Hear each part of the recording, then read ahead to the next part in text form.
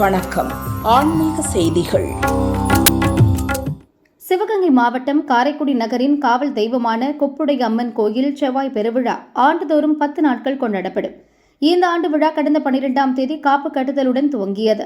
விழா நாட்களில் அம்பாள் பல்வேறு வாகனங்களில் எழுந்தருளி திருவீதியுலா சென்றார். விழாவின் முக்கிய நிகழ்ச்சியாக தேரோட்டம் கடந்த 19ஆம் தேதி நடைபெற்றது. இறுதி நிகழ்ச்சியாக நேற்று இரவு கோயில் வளாகத்தில் சர்வ அலங்காரத்தில் அம்மன் ஊஞ்சல் சேவை நடைபெற்றது. தீபாராதனையை தொடர்ந்து வான வேடிக்கைகளுடன் கோயில் தெப்பக்குளத்தில் அங்கீகரிக்கப்பட்ட பூந்தேரில் அம்மன் எழுந்தருளினார். அம்மனை விடிய விடிய பக்தர்கள் தரிசனம் செய்தனர். தொடர்ந்து இன்று காலை தெப்பத்தின் 4 திசைகளிலும் அம்மன் வலம் வந்து அருள் பாலித்தார். தெப்பத்தை சுற்றி அமர்ந்திருந்த ஏராளமான பக்தர்கள் கொப்புடை அம்மனை தரிசனம் செய்து அகமகிழ்ந்தனர். கொப்புடை அம்மன் தெப்ப திருவிழாவுடன் 10 நாள் திருவிழாவான செவ்வாய் பெருவிழா நிறைவு பெற்றது.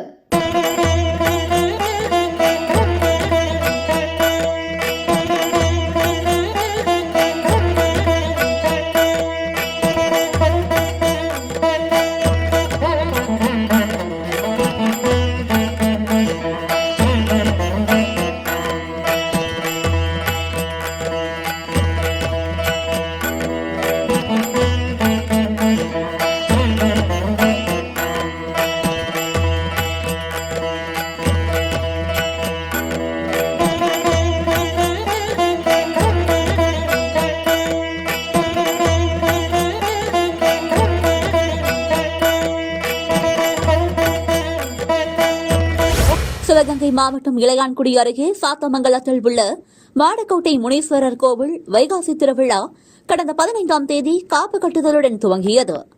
விழாவையொட்டி நேற்று பூத்தொட்டு எடுத்து வந்து பூச்சொரிதல் விழா வெகு விமரிசையாக நடைபெற்றது. இன்று சாத்தமங்கலம் விநாயகர் கோவிலில் இருந்து பால்குட ஊர்வலம் நடைபெற்றது.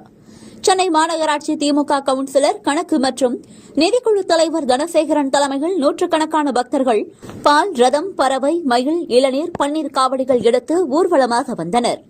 கோயில் முன்பாக பூக்குழி இறங்கி முனீஸ்வரரை பயபக்தியுடன் வழிபட்டனர்.